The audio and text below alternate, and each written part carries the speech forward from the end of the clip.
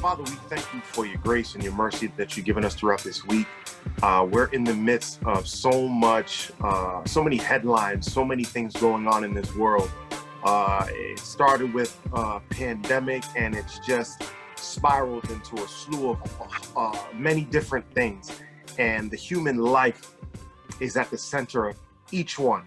And we thank you, Lord, for this opportunity, for this platform to be able to speak to people. We ask that, God, that you would give us the objective truth and the wisdom to be able to address all these things in such a way that it will bring honor to you, and it will be an encouragement to other people that listen in. Let it challenge us. Let it challenge the way we live. Let it challenge the way that we treat people. Let it challenge the very ways that we interact with each other. We love you. We give you all glory and honor in Jesus' name. Amen. Amen. Welcome, everybody. This is Beyond the Walls. You're here with me, young brother better preach, Harry. I'm here with my man One. You. D. You. Rico. Sakafe. And Wendy. Hello, hello. We're here back at it again with another Corona edition. Is Corona still going on? Because ain't nobody talking about it no more. It's going on, baby. Good question. We're back at it again with another home edition to bring you guys the latest and what's going on in this world. And there's a lot. There's a lot going on in this world right now. And it's centered around the issue of human life, in particular, Black lives that matter. And that's being spewed out all over the airways right now. And it feels pretty good. Feels pretty good to see so many different people proclaiming that. I want to know what your thoughts on what's been happening this week. We have the plight of Ahmaud Arbery, which happened February 23rd. We have Breonna Taylor, and we have George Floyd. And all these three things are the spark that shot off such a movement of protest, and everyone putting their hands in the pot to attack this thing we call systemic racism. Yeah. I was real excited this week about this. I want to know how y'all are feeling about everything that's going on. I could say for myself, just quick and swift, in the beginning of the week is very heavy, like the emotions, just the feeling towards everything, things being resurfaced again, people calling out the murders that happened, police brutality, people putting out their own stories of police brutality, and just everybody putting that out together was pretty much heavy for you to kind of like get that every day through social media, through the media or news, or you're hearing of that, and then you're just feeling, just that heavy burden. Yeah. You're not able to do anything at all at the moment. And then to fast forward to the protest that's been happening and people coming together, black, white, brown, no matter what color, and going out there very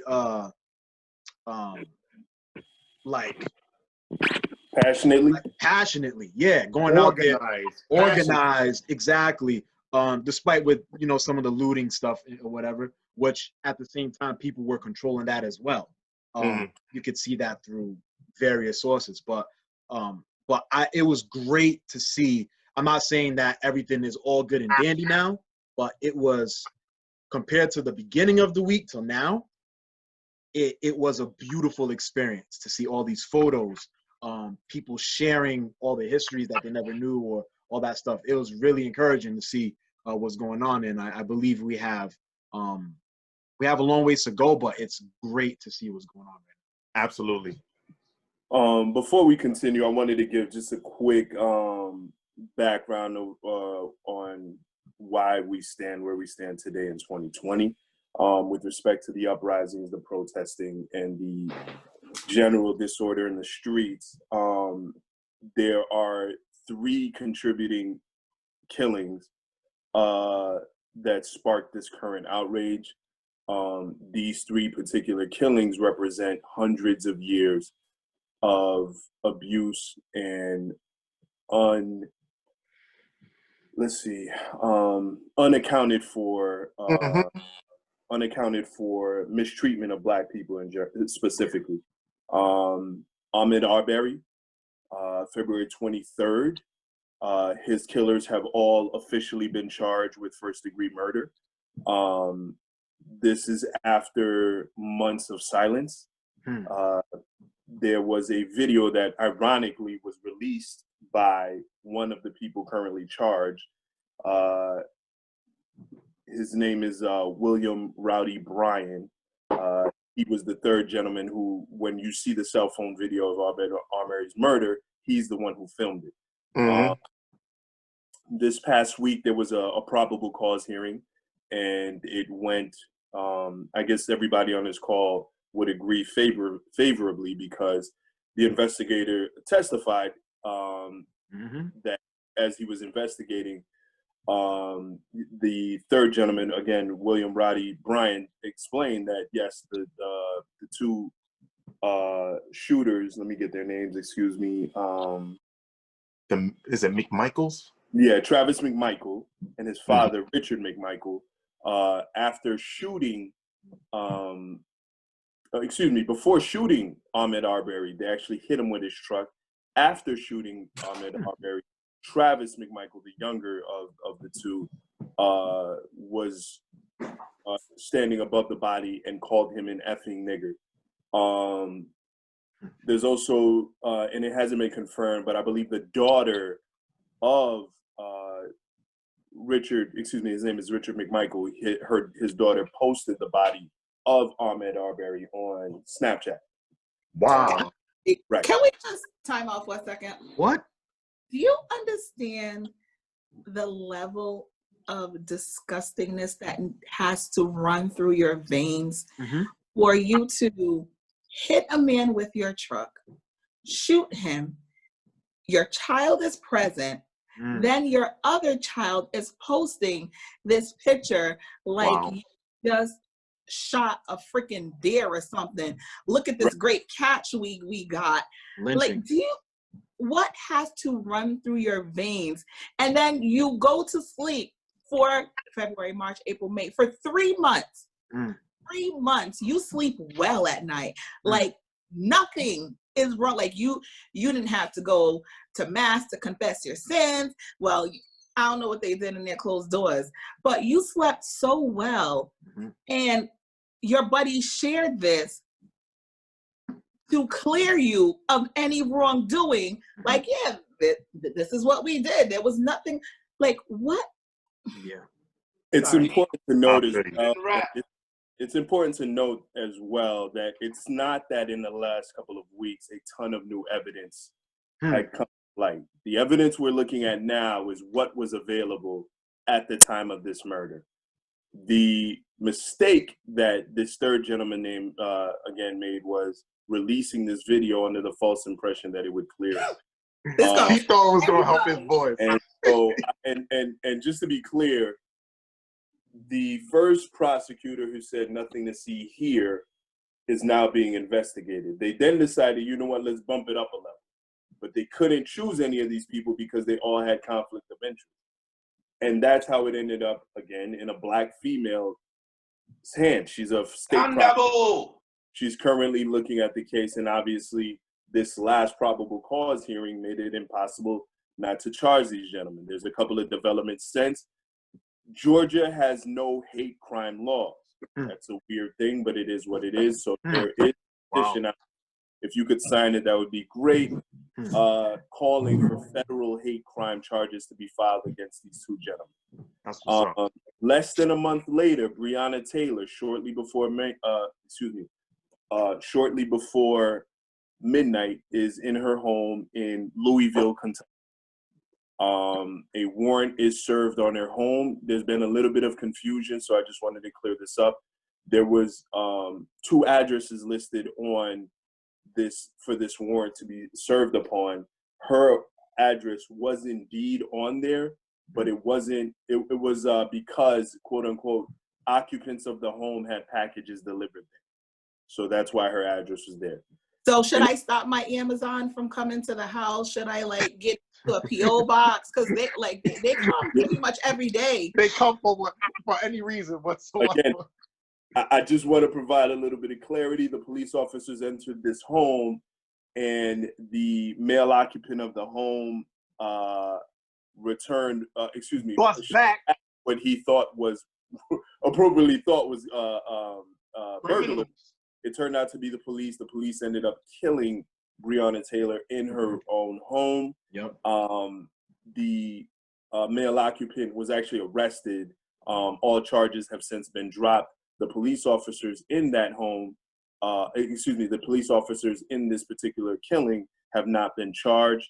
There is a call to have this case investigated, but that was on March 13th. Really quick, Rico, Yeah. right?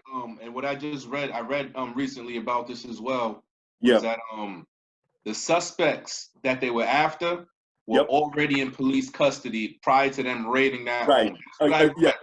Yeah, great point. That's a great point. I guess the response to that would be these particular officers didn't know that at the time, yada, yada, blah, blah, blah. In any event, a completely innocent person is now dead. Yeah. Sure. Not because they were in the wrong place at the wrong time, not because they acted funny, not because of any of these things. They literally woke up to their door being kicked in, and now she is dead. We now go to May 25th. Minneapolis, Minnesota. George Floyd is visiting apparently a liquor store he's at all the time. And a counterfeit, they say a counterfeit $20 bill was used, and the police have been called. The last moments of George Floyd's life, when it was taken, was with former officer Derek Chauvin on his neck for 8 minutes and 47 seconds as George Floyd narrated his death. During this video, there are 2 officers on George Floyd's legs and back, and there is a 4th officer keeping the crowd demanding that they let off George Floyd's neck at bay. And this is when George Floyd is killed. An ambulance shows up. 2 police officers get out of the back of the ambulance, load George Floyd's body into the ambulance, and the ambulance drives away. Let's not forget, they did beat him inside the vehicle before he was on the floor. Yeah, and then it took a few days, but Derek Chauvin was arrested and charged with 3rd-degree murder. A few days after that, they arrested the final 3 officers and upgraded Derek Chauvin's charges to 2nd-degree murder and the other officers to accessories.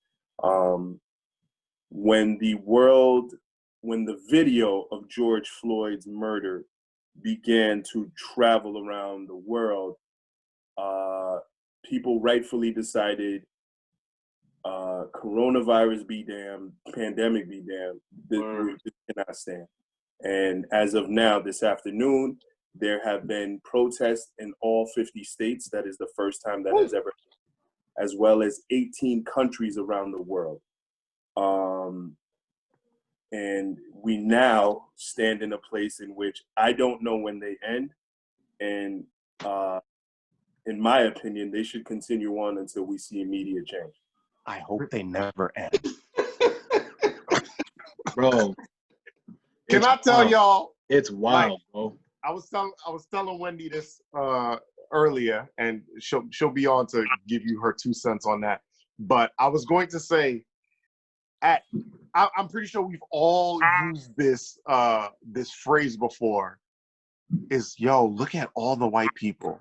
Like when you've walked into your first day of college class, when you walked into a room of business, when you've walked into a restaurant, when you that's the first, and you've never used that in a positive connotation ever. I've never used it in a positive connotation. Yep. When I was watching WPRI News, when I was watching the news and I saw protesters stomping the yard at the State House in front of the Providence Place Mall, I say, yo, look at all the white people, man. Yeah. I was so souped. Yeah. I was like like literally, I was dreading our next few episodes because I felt like our next few episodes were just going to be draining, depressing. Yeah. Episodes about another one of our people who share our melanin, who have been gunned down, who've been beaten or choked or whatever without justice. And then now through this week, all these protests, it literally has invigorated my sense of it's just reinvigorated me to be able to speak on it, because now I feel like we're not the only ones carrying this burden. I feel like other people are carrying it too, and it's like lifted a load off us. Yo, when I saw Black Lives Matter sprawled out in Washington, D.C. in yellow letters, man, heading to the White House, man, that's so big, yo. Another great thing, which is perfect, and it sounds bad, but yo, they're finding these people that's making a mockery of Black Lives Matter. Social media has been on fire.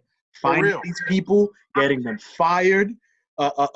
There's this dude called Mike Tyson. I don't know if you guys heard of him. No.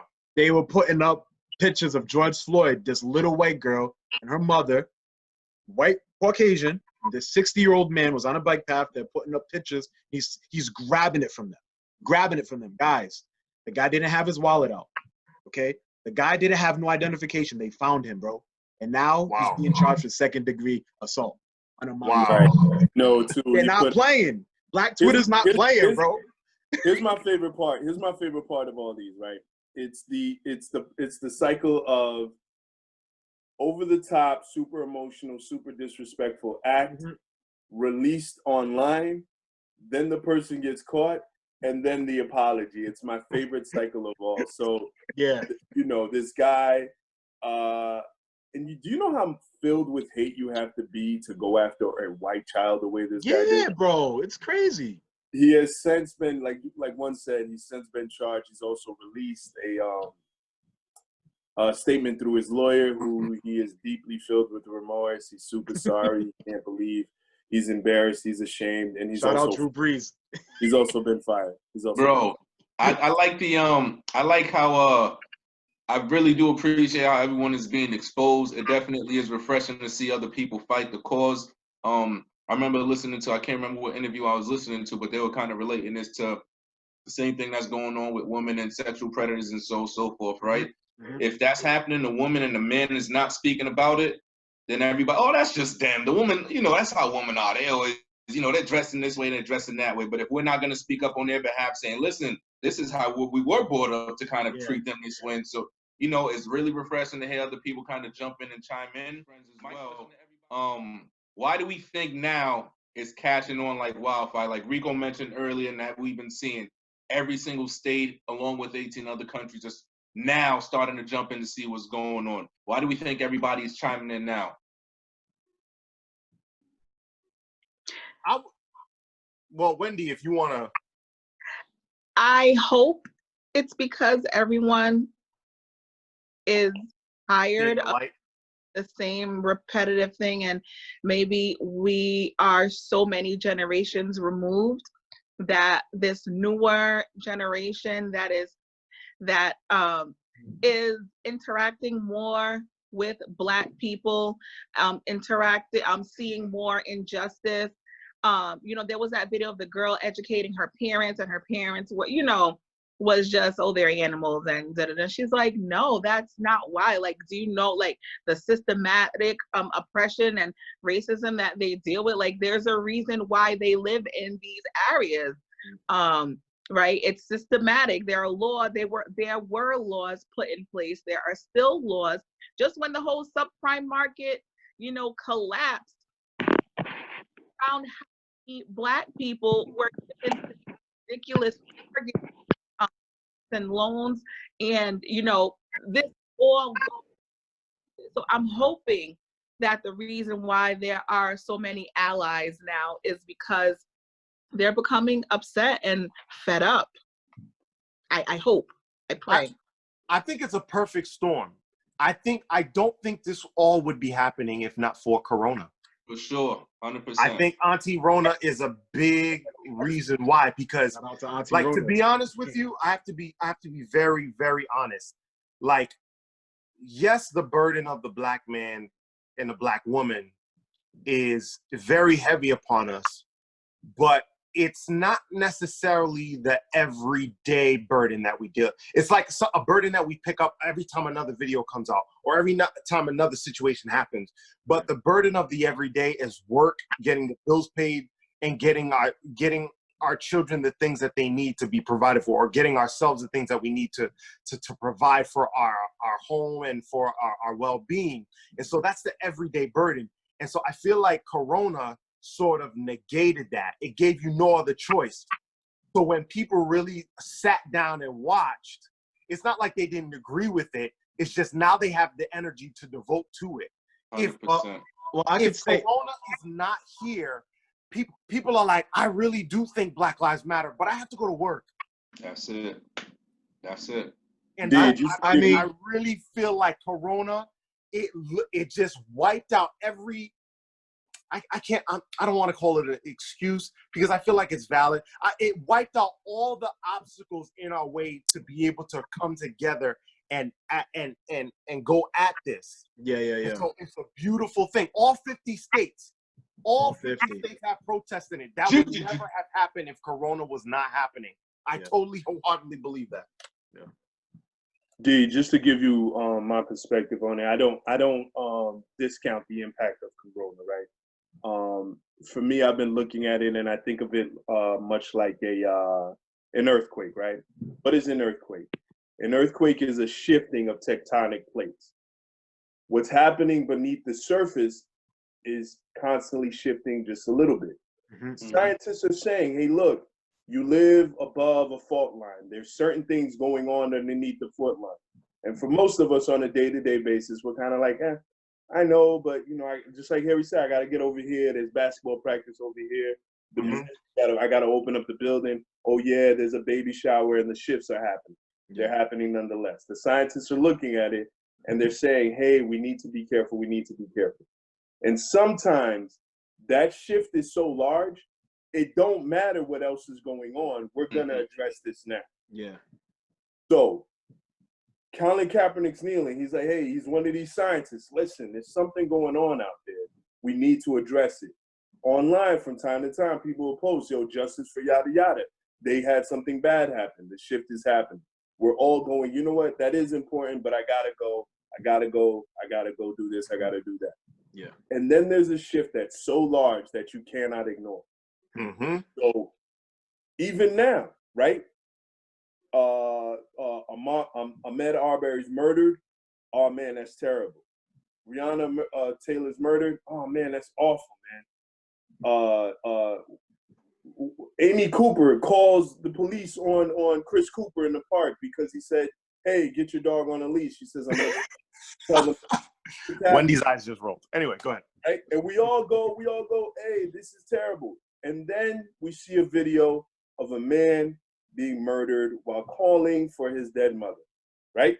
Mm-hmm. And now the shift is so large that regardless of what you had planned, guess what? Pandemic, okay, oh well. Yeah. Can't ignore it. Yeah. And so where we stand on June 7, 2020 represents the earthquake that rocked the world. Now, the thing about it is California is a state with a ton of earthquakes.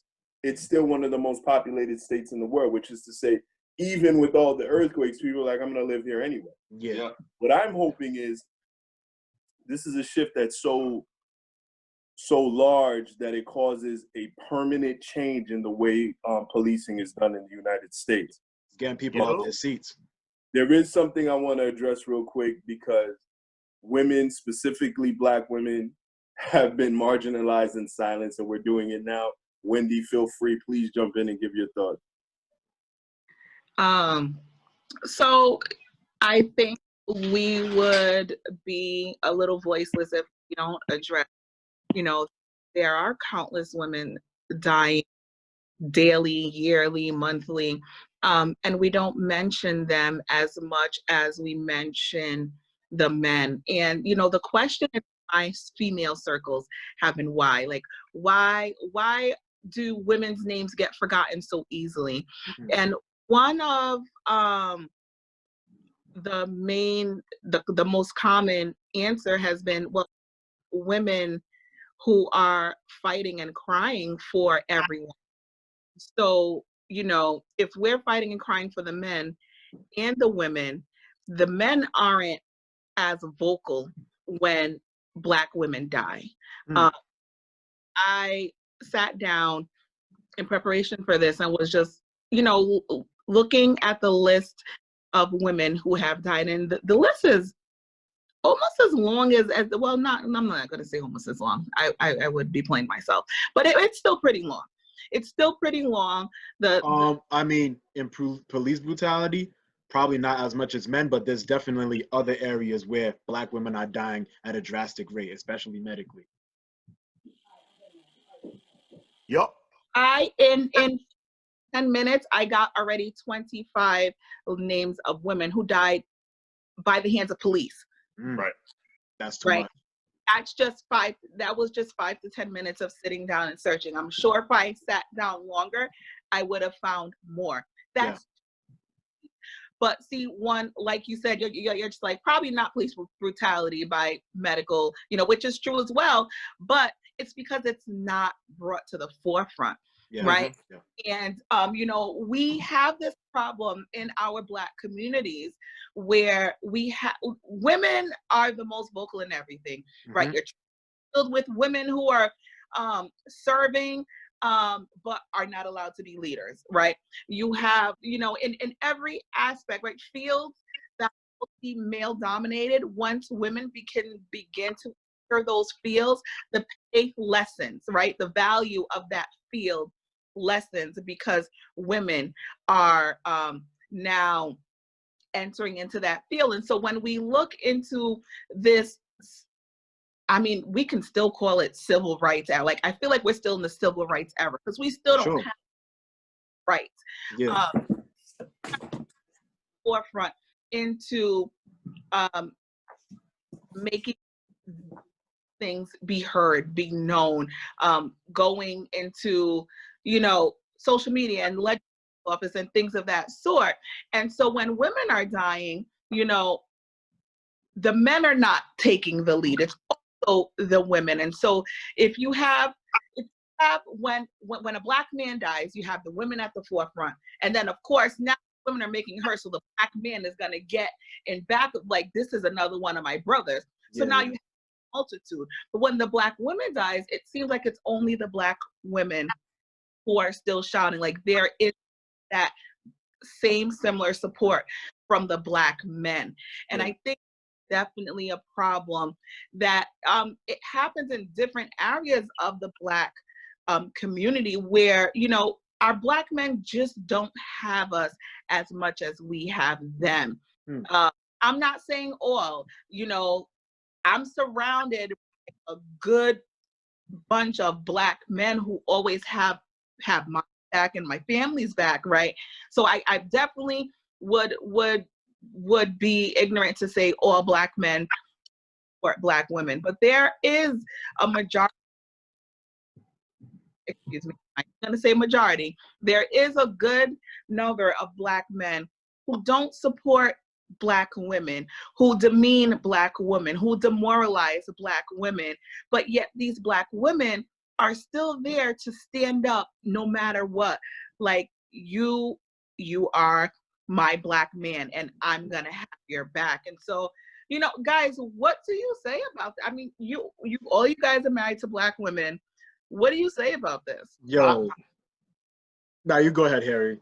I think one of the factors to that is, and like, as you're speaking, I'm trying to run through my brain as to, like, because I try to make logical sense out of things. It's like when Wendy's speaking, I'm like, why is that? Like why was George Floyd the straw that broke the camel's back to all of this? When I look at it, I feel like Breonna Taylor's plight is worse than George Floyd's as far as the circumstance. The fact that they bum rushed her home looking for someone who was already in custody. Like, the sense of injustice is more weightier in that in that story than it is in George Floyd's, from what I'm seeing. And I think it's because something that we've done, and I'm plugging one of the other episodes, I can't remember which episode it was, but Rico made a point about how when Ray Rice was punished for, I think he was suspended 2 games for Ray Rice against his girlfriend. Ray Rice violently attacked his girlfriend. Yes, he they was got arrested for it. He was brought in. Right, he was brought into the NFL offices. He told them exactly what he did. They said, you shouldn't have done that. You're suspended for 2 games. He went back home. TMZ months later gets a video of what he did. Yep. And then Ray Rice's career was over. Wildfire. Breonna Taylor sleeping in her home when armed police officers murder her, right? Yep. That's an awful, awful, awful thing to do. Terrible. However, there's no footage of that. There's no footage. And Right? that's the factor that I'm talking about. It's Bro. the video. It's the video factor. If Sandra Bland's plight was on video, right, she would be there might be a statue already of her somewhere. The thing Wendy is touching on is multi-layered, right? Absolutely. One of the reasons Black men have a lot of trouble essentially supporting or elevating Black women is because we're already at the bottom rung of society, and to now go, you know what, Black women, you get ahead of me too, is super difficult. Not to mention ego, not to mention all these other things. Another thing, Wendy, and I just wanted to piggyback off of what you were saying with respect to the movement. It's not only on the victim side of things that we're not loud enough in support of, it's also in the leadership side of things. Because the reality of the situation is a lot of the stuff going on that you see, a lot of the organization, the things that are necessary but don't get coverage, it's Black women doing it. Black Lives Matter as a hashtag was a Black woman who put that together, right? And so what ends up happening is in times like this, their voices get heard but not elevated. What gets elevated is a very eloquent male protester somewhere who says a few things and then he gets elevated. If you even look at Martin Luther King's most famous speech, the I Have a Dream speech, that portion of the speech may not have come. It wasn't part of his prepared statement. It was Mahalia Jackson, who was a follower and a fervent supporter of Martin Luther King, who yells in the background, tell them about the dream, Martin. And it now has become his most famous, and I would argue the most famous speech in human history. Yeah, that's what's up. And again, it was a Black woman who instigated him to go in that direction. You know, Wendy's bringing up an important point, and it's one that I'm hoping is shifting. I will say this generation of women is a lot less likely to sit down and be quiet in the back row. So. All right, but I will say on my part, bro, like, I don't want to get too deep because it's a very deep topic. It is. I could say it's a generation of toxic relationships with Black men and Black females, and I'll say Black males and Black females. That's including sons and mothers. Okay, mothers. Okay, Black males require the new age Black women to treat them the same way their mothers would treat them, which is very toxic. In most Black male mother and son duo type stuff, the mother always was the strong. Not saying that Black women aren't strong now, but meaning they took a lot, but they didn't. You feel what I'm saying? I think what one is zeroing in on is the fact that it's hard for Black men to do it because they've never seen a Black man do it. Yeah, like, but I'm not going to say that's an excuse. I'm not saying that's not an excuse. It's just like an observation. It is an observation, but I will say another big chip into why it happens is because Black males don't hold other Black males accountable. It's a fact. That's just the way it goes. the opposite of any end, just like in Black Lives Matter, okay? If the white group of people are not shouting just as much as the black group, you're not going to get heard. You're not going to get heard. You have to have people that are just as angry, that's not from your culture or from your nation, to be, you know, just as angry or violent. I'm not going to say violent, but very passionate about the topic, just like the person that's being persecuted. That's the way it goes. So when I see a black woman that's not being respected or not being appreciated, it's because there's been a long list of guys that were never checked for mistreating a black woman. I'm not gonna say I've witnessed countless times, but I've heard stories of guys just like talking to females crazy in front of a group of other guys. And there's no guy that stands up and says like, yo, you need to chill with that, bro. Like, take that somewhere else. You don't talk to us. You don't talk to your female counterpart in front of your boys that way. No guys say that, because where did they get that from? Nowhere. And you know, we live in a very patriarchal society. Mm-hmm. Our church system is patriarchal. Our home system is patriarchal. The work environment is patriarchal, where the man is the head. And biblically, I feel like it gets so taken out of context this patriarchal system where whatever a man says is to be respected, followed, et cetera, without even understanding like the I've gotten into many heated arguments with men when I say, well, you have to look at the context of the scripture. Like they were actually referring to, you know, X, Y, and Z, you know, festival or whatever that was happening. Like that has nothing to do with women. But silent. You see those arguments that you're talking about, Wendy? I've witnessed those arguments, and no guy stands up just as passionate as the female. That's the problem. There's no guy that's standing up with the Bible that's saying, yo, females are it's a co-part, it's a partnership. It's not me, the guy. Places, listen, this is from what I see, and I hope this doesn't offend anybody, but like if you look at it, I feel like biblically speaking, the only place where it's required that the man is the head is in the home, and when in regards to the church. Everywhere else, like, so a woman shouldn't be mad trying to change the patriarchal system in the church or in the home, like, oh, like the mother should be the head. Like, no.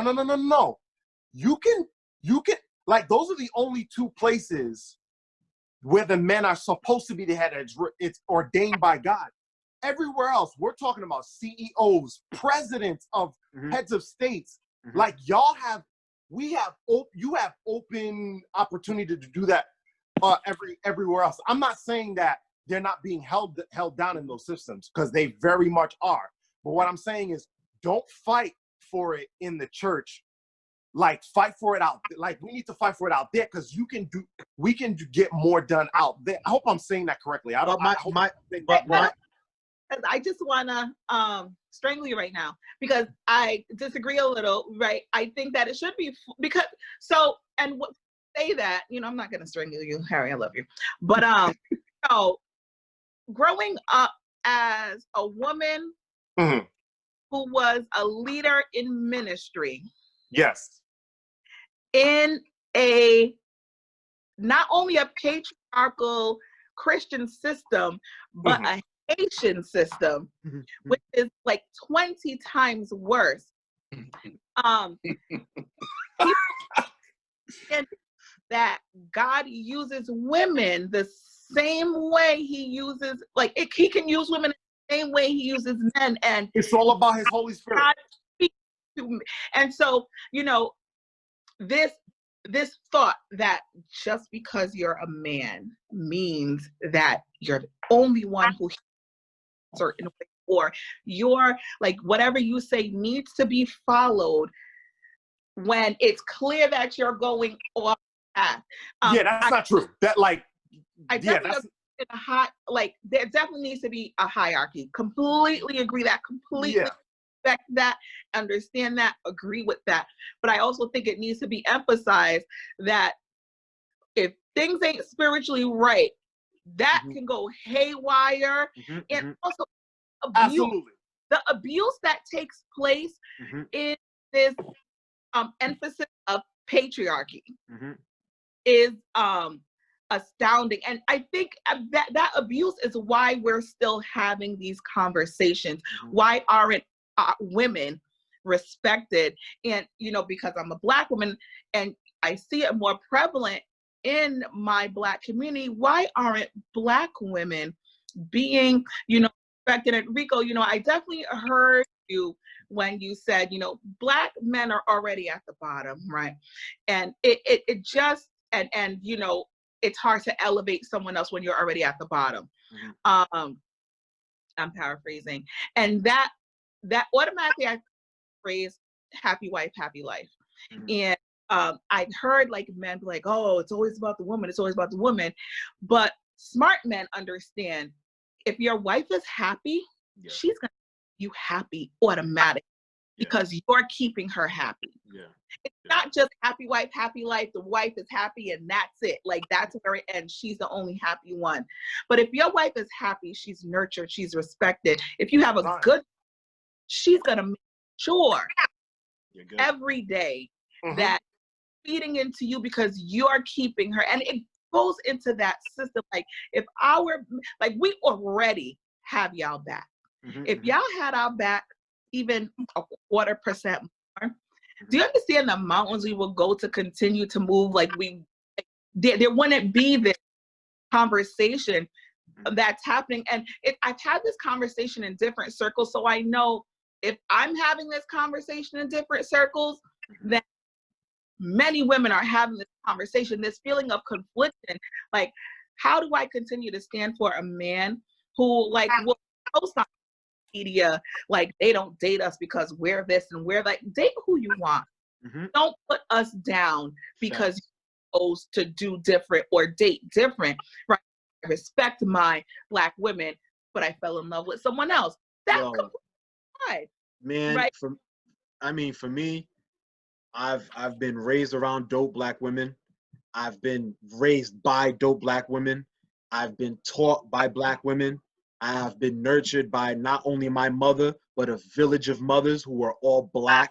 You feel me? I've been fed. Look at my fat behind, bro. I've been fed by a village of Haitian mothers and African mothers. So all of this, like that, those conversations, I'm not gonna say I'm like this messiah or anything, bro, but those conversations never been posted on my doorstep where somebody would say, yo, Black females, this Black female. I would tell them they're crazy. They're crazy because at the end of the day, if we're struggling, Black females are, listen, man, they're going through it. I'm not gonna say a little more, but they're going through it, bro. They're going through it. If Black males are getting murdered, who's picking up the pieces? What do you think? If Black guys are getting locked up for false charges, who do you think is getting, like, you don't feel me? Like, come on, wake up, man. Yeah, that's true. This is true. Wendy, are you still good, or do you have to step away?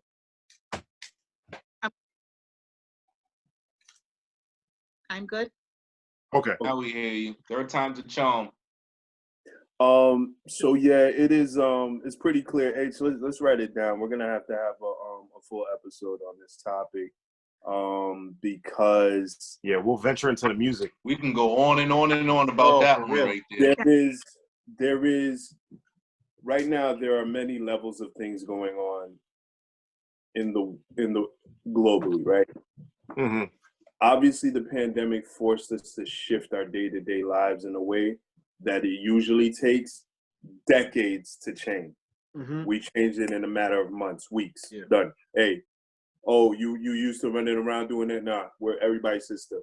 Chill and out. that changed in a matter of weeks. Yeah. This right here, the murder of George Floyd,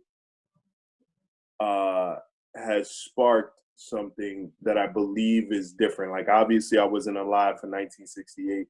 Obviously, I wasn't alive for I'm Black and I'm Proud movement. I wasn't alive. I was alive, but obviously a very small child during the Public Enemy, Fight the Power era. Same thing with the LA riots. We now are in a completely different place. Very different. And it looks like the conversations being had are police need to change the way they do their job, not in a week, not in a month, not in a couple of days, right now, or we're going to turn this entire city upside down. And that seems to be going on globally. Yeah. I've also picked up on another thing going on, which is us looking in the mirror. I normally don't participate in the, hey, post this picture and say this thing movement, but I did do that this week because I am a Black man and I will build. Yeah. And just like Wendy just said, I don't know who prompted them to do so, but Black women were like, you know what? We're going to get behind this. A Black woman probably gave the idea. Right. Who said, you know what? This is a positive thing our men are doing. Guess what? We're going to get right behind it. If Black women did that, I would not have posted that. Right? I'm not going to point the finger at nobody. I'm going to look at myself. For sure. And Facts. the reality of the situation is, and I guess let's just move the way God pushes us to move.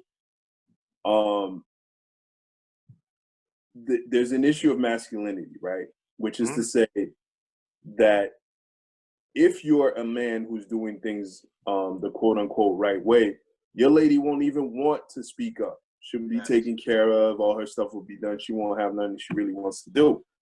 And so if you have a woman who's doing a lot of talking and out on the streets, it's because you're not handling your business as a man. That obviously isn't true, but the reality of the situation is that is the understanding of what masculinity is, which is to say a content woman doesn't have much to say. And so the difficulty becomes in and I'm gonna go ahead and say it, it's a lot of weak dudes who have a lot to say. Right? There's this saying that only a hit dog hollers. If a woman comes out and she says something that is true, right? The people who have the most criticism for that woman are the ones she's talking about. Yep. They're usually the most critical. They're usually the ones who have animosity and the most energy for that woman. So, you know, one of the things I've been fascinated with this particular movement, this particular shift of uprisings and different things like that, it's not just the marches. We've seen that before. Never in all 50 states, never in 18 countries, but we've seen marches before. That's not really remarkable. What is remarkable is the 360-degree shift people are looking to make, where they say, police change how you do things, right? There's a reason why you don't see a bunch of videos of police officers planting evidence on people. It's because the police have made it clear, yo, if you get caught doing that, you're going to jail, right? So you're not going to see a lot of footage of, give me 1 second. Handling his business with the kids. That's what's up. Zoom from home. That's what's up. But he uses the bed next to me to do backflips. It's not going to work for sorry. And so that is one level of things where you don't see that. And so moving forward, I want the over-policing, brutalizing, and killing of Black people and people of color by police to become far less, a much bigger deal, because obviously it's not that yet. On the flip side of things is the cultural shift that's happening, where we're going, here's a list of 150 Black-owned businesses. If you need food, if you need X, Y, and Z, reach out to me. And then on the one-to-one relational side of things, where we're going, you know what? This thing of like me getting online and I got a whole lot of negative stuff to say about people that look like me, I'm not doing that no more. And that part of this movement is what excites me the most. I hate the fact that a man had to be tortured and died on camera for us to get to this place. But with my actions, I'll make sure he didn't die in vain. Most definitely. I really at the end all be all, because it sounds like we're shifting. Sounds like we're making a transition to what's next, right? What do we do, right? To me personally, we have to police our own. Like, and that was the same person I was talking to last night about what's sparking this outrage and everybody stepping up. I had the same question. Are we going to hold ourselves accountable when somebody, we're putting our own knees on our brother's neck, right? And what comes to my mind immediately is the Moses story, right? So, Moses kills the Egyptian guard because he sees him beating his brother, right? So Moses kills that dude, and we know how that goes. He buries a guy, nobody knows nothing at that moment. Moses turns around, he sees his brothers fighting now, right? His people that look like him, they fighting now. And he's, yo, what are you doing? What he's trying to police them, and their rebuttal is, yo, so what, you gonna kill us like you did the dude the other day, huh? Right? So when we try to hold us, are we gonna be able to hold ourselves accountable? Are we, it's a masculine thing, right? Nobody likes to be told what to do at all. Nobody does. But when it comes down to it with policing our own, that's what's going to have to happen. We're going to have to be able to do that. We're going to have these one-on-one conversations that we don't have. I was really glad that guy called me yesterday. I literally haven't really spoken to him in a very long time personally, but we were able to have this conversation, right? What are we doing now? What are we doing in the future? What are we doing to protect our women and to raise our kids up the right way? So policing our own, it sounds like that's exactly, my thing. My next step is we got to be able to get to a place where we can police our own, protect ourselves, and, feed ourselves, man, become our own economy. Most definitely. I was going to say the thing that makes me most excited about this is, in Hebrews chapter 11 is considered the Faith Hall of Fame. So they give you a whole list of names of people like, by faith, Abraham, by faith, by faith, by faith, by faith, by faith, they did this, they did that. By faith, Cardi B.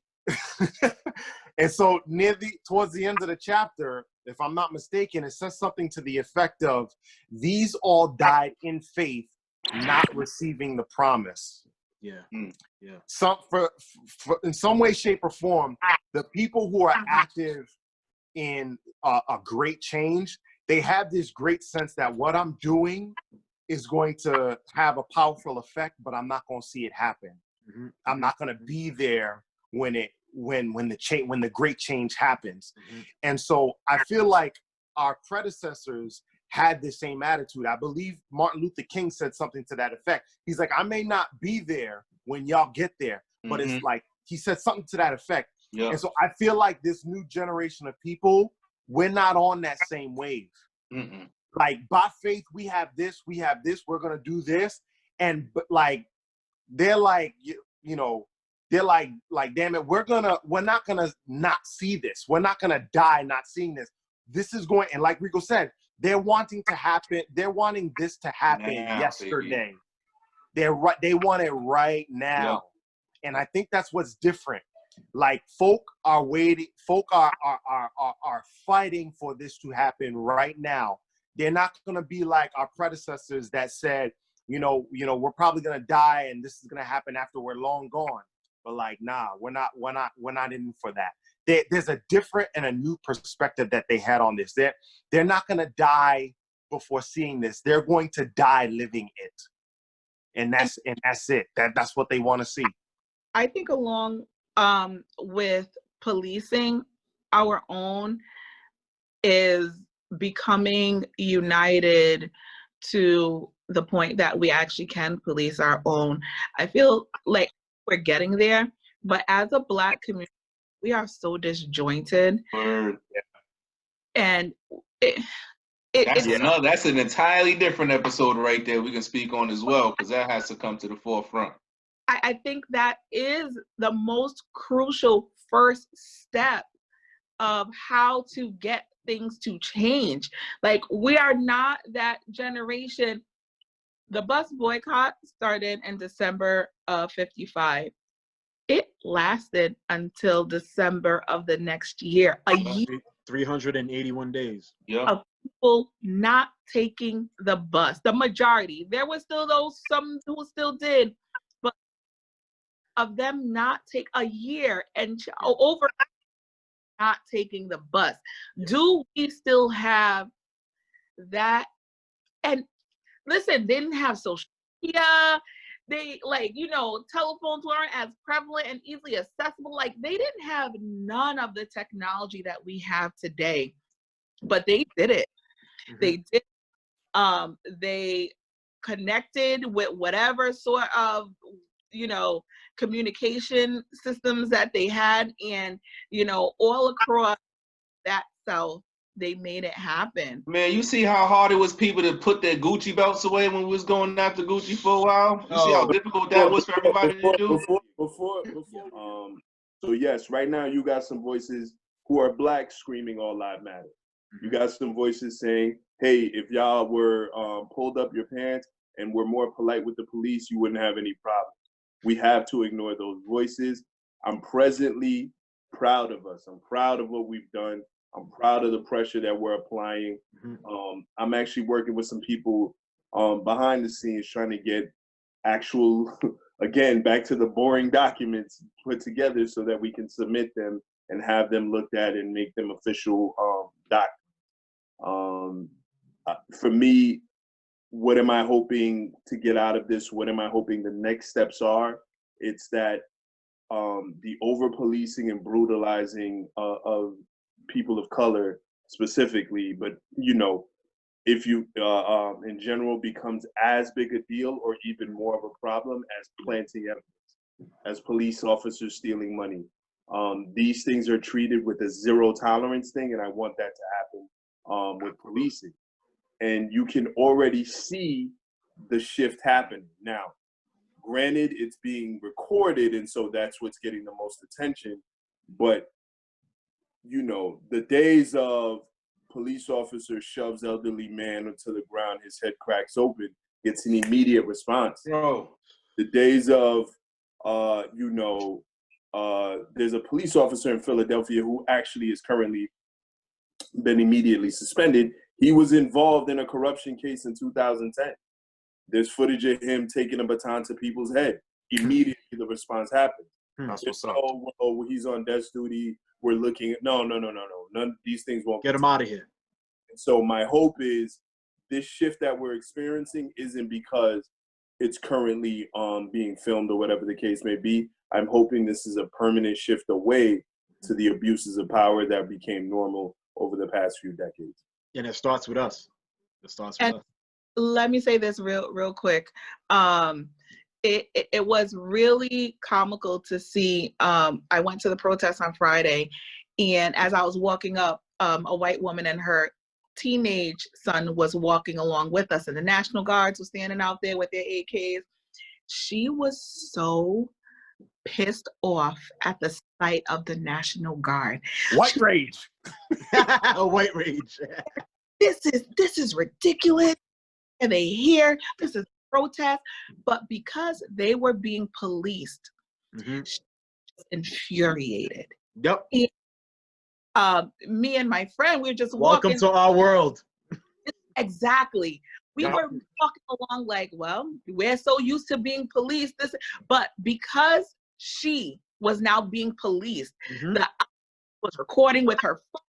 Like, sis was pissed off. Because now they're getting a taste of what it's like to live in our shoes for this hot second, however long these protests last, that they're becoming a part of these protests. I think that is also helping impact changes, because now they're talking about police the police. Right. Listen, and I promise I'm gonna be quiet after this, but it's important, right? I'm not here to elevate our Caucasian brothers and sisters too much, but their presence is important. For sure. Why? Because when it's just us, we're just complaining about something, just pull your pants up and be more respectable. Yeah. When it's just women saying, hey, what's happening in the workplace isn't okay, they're just complaining, and behind the scenes they say, well, you should be in the home anyway. When it's men who jump in and say, hey, I don't like what's happening, obviously we got to listen to whatever's happening. Back to the civil rights era, the famous murders of Cheney, Goodman, and Schwerner essentially got national attention. Why? Because although the murder of civil rights workers was happening a long time before, when you take two white men and you kill them, that gets a lot of attention, and it actually leads to the dismantling of the KKK and all types of other things. Because the reality situation is, brown and black bodies being brutalized is one thing. Once you start cracking the skulls of white college students and different things like that, you're now dealing with a different thing. For sure. Because now it becomes, you see what we were saying? Do you see what we're dealing with, kind of thing? And there was a white girl too that lost her life by I think it was pepper spray, tear gas, tear gas. A little white girl, had asthma and she passed away. Crazy. So this is not a joke. You feel what I'm saying? Like, this is real deal, and they're seeing it. You know what I mean? We've been losing our lives for this stuff for centuries. Now that you're losing some of yours, you see, and then I'm not being, you know what I mean? I'm not being. No, you're not being morbid. You're just, exactly. But I'm just showing this is our reality. This is our reality through protests. Like, these things weren't cute. Like, we were losing our lives, and like, come on, like, this is real life, and I'm glad that everybody's seeing this. You know, somebody said this on social media once, is that not, the elephant wasn't in the room. It was there the whole time. It's just that y'all turned your back on it. Now, you have to see it's right there now. You have to deal with it. So I'm glad that we're at this point right now. Before we end, Rico, I think when we were talking about Ahmaud Arbery's case, you mentioned something about the state of Georgia not having hate crimes, but you also mentioned where you can submit information to start getting the ball rolling about it. Were you mentioning some sort of information or something that was being signed? I will. I'll include it in the show link. There's a variety, and again, this is back to the shift in the energy that I love to see. It's not simply post a black square. It's not simply re-put the hashtag. People are saying, here are 3 to 5 specific things that need to be done. One of them being, and we'll include it in the show links, is signing a petition to have federal hate crime charges put on these 2 killers in Georgia. Because, again, Georgia has no hate crime statute. So my suspicion is this black woman prosecutor who, I'm going to look up her name as well, would have charged them with a hate crime by tomorrow morning, but it just doesn't exist. So there is a petition out there to have federal hate crime statutes placed on these gentlemen, which I believe is deserved. I do. Yeah, for sure. Sure. All right, y'all. Sounds good, man. I'm glad y'all tuned into this. Please subscribe to this on YouTube. Subscribe to it on your Apple directory. We're gonna keep giving you guys content about what's going on from our perspective. Glad you were here to talk this over with us. Thank Rico D and Wendy. Get the strap. Yo, your input is so good and so legally. So this is Beyond the Walls, y'all. Catch us on the next one.